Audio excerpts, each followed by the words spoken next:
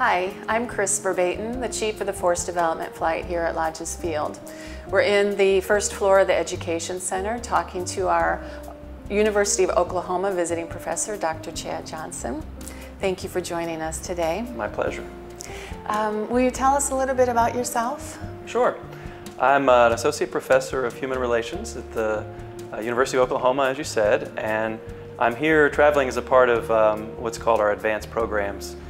We offer a graduate degree and a master's in human relations to the Department of Defense or the military, and I travel all over the world when I get a chance, because I do teach back in Oklahoma for my regular courses, but get a chance to fly out like to places like the Azores and offer classes in human relations. I usually teach psychology and counseling courses and enjoy that quite a bit. Both the students are fantastic and the travel's not a bad perk either.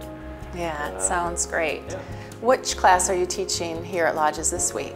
This week I'm teaching one of our core courses in our program. In our curriculum it's a 36-hour program with only 4 core courses. After that it's all elective, so students can really tailor it to what they want to what fits their goals and their needs. This course is Theoretical Foundations of Human Relations, and it focuses on basically 3 areas, kind of personality and counseling and psychology, kind of the psychology of helping people, individuals in small groups, as well as organizational dynamics and leadership.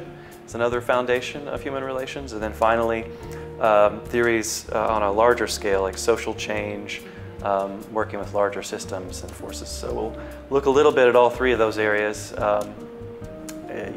while I'm here this week, which is a lot to ask and a lot to cover.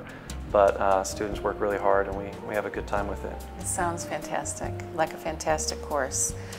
In addition to teaching your course, you are leading a discussion this week on Thursday called Love After War, Strategies for Helping People Return from a Deployment. Right, and I did mention I'm a psychologist, a licensed psychologist in Oklahoma. I have a small private practice there. So mostly my teaching is teaching counseling and psychotherapy, work with individuals, families, couples. So I have some experience with it. I've worked at VA hospitals, I have worked with military folks before, and so I don't need to tell you or your audience how an important issue that is, how difficult it can be, that transition, whether a spouse has been gone for a month or a year or more. Anytime there's that distance and time away, it can be quite a transition coming back, trying to get back into the swing of things. Right. So this talk is geared on how do you prepare for that, how do you handle some of the bumps, what can you expect when that's going on. It's going to be discussion, question and answer, so I'm not going to lecture a whole lot, just sort of give a few points and really just have an opportunity for people to bring their individual concerns. Because I mean, really one of my approaches is that there isn't one way. Every family, every couple is different.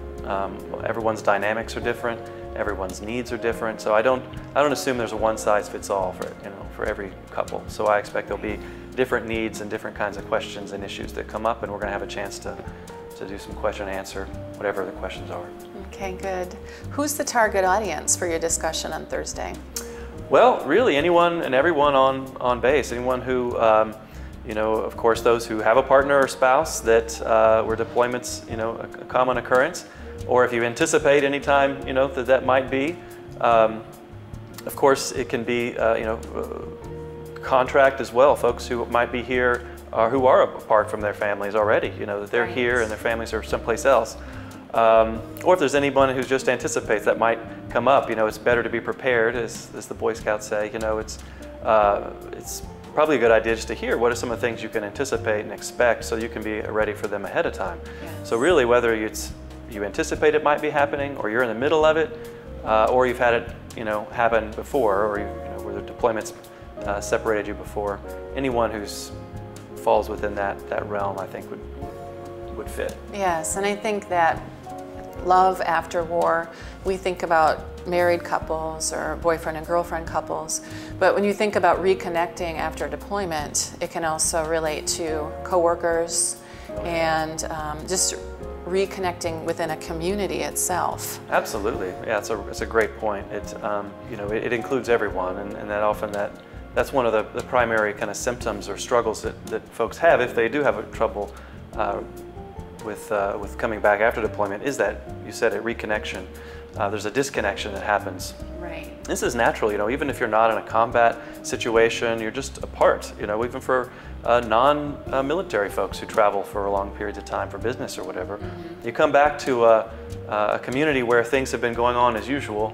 Yes. They've got their norms and their routines that you've not been a part of for a while. It can be a really big adjustment to come back, both for you and for the community, trying to find how do you reconnect, you know, where's your place in it anymore, both with family and with friends and with coworkers. It's like, oh, well, you know, Joe's been doing that now. You know, you can feel the person who's coming back can feel out of place and trying to find their role, and that's the same in the family. So you're right, I think it's relevant not just to family, but friends and work as well. Our entire community. Yeah.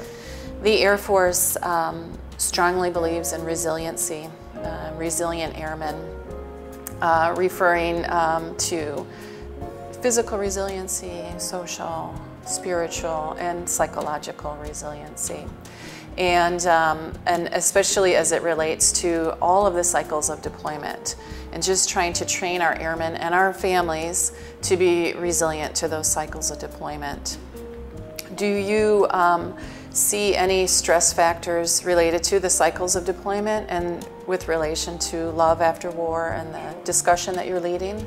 Yeah, that's great. First of all, it's wonderful that such a program exists, and that's one of the things I say when I travel to the different bases, and is I want people to be aware of what resources that are here. So it's wonderful to hear about like the Air Force's initiative for resilience and building resilience.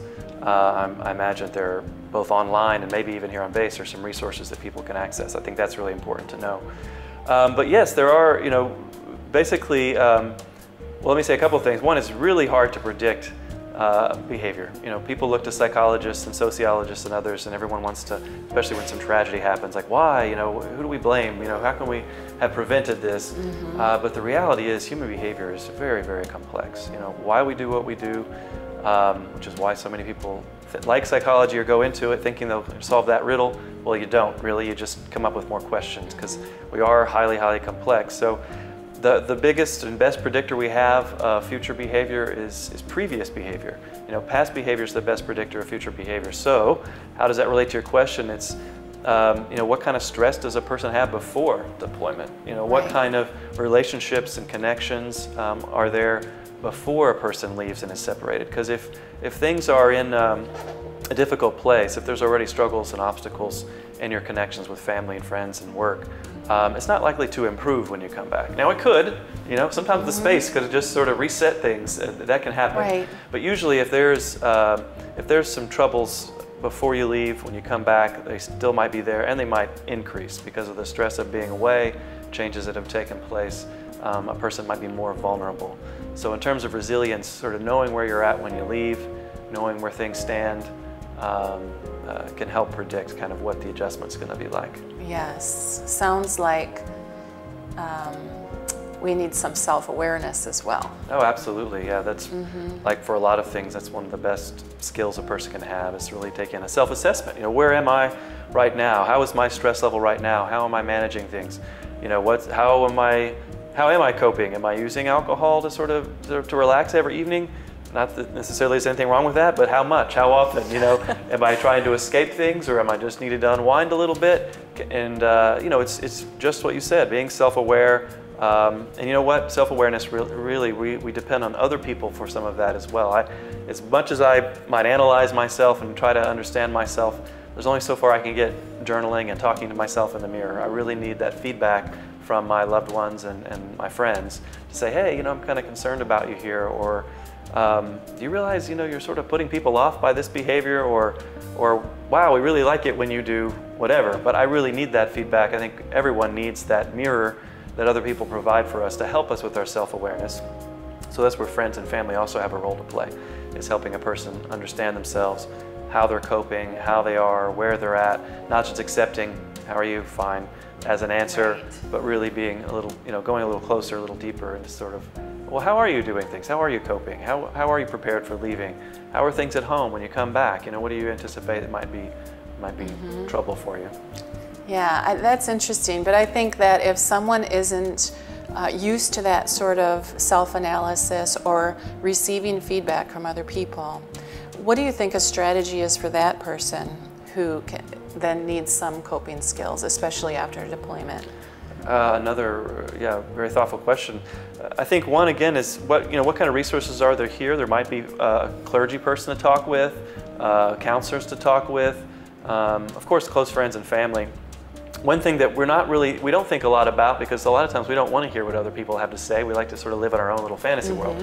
But is actually have the courage to take the risk and say, you know what, I'm trying to learn more about myself. I'm trying to do my own self-assessment and preparing for leaving or just improving things in my life. So what feedback would you give me? Like, what are my strengths from your perspective? And where are my growth edges? We don't have to say weaknesses. Where are my limitations, or where are my growth edges? Some areas that I could use some help working on. And that does, for that person, that's a vulnerable place to be. You have to be willing to say, okay, I want to really look at where I'm at and be willing to hear whatever it is. Because a lot of times people don't tell us because we might get defensive. So we have to say to ourselves, I can hear this and I want to hear this. Right. So that's one thing, is both finding people you trust, because you can hear, mostly you're going to hear what people tell you if you believe they have your best interest at heart. So who are the people in your world that you trust? And then take the risk of asking them, like, how am I doing in this area or that area? How is our relationship going? Take the risk of asking the question. So often we just don't ask those questions. And what you'll find, not only will you learn something about yourself, I find that just turning the attention to a relationship like that has the effect of actually bringing people closer.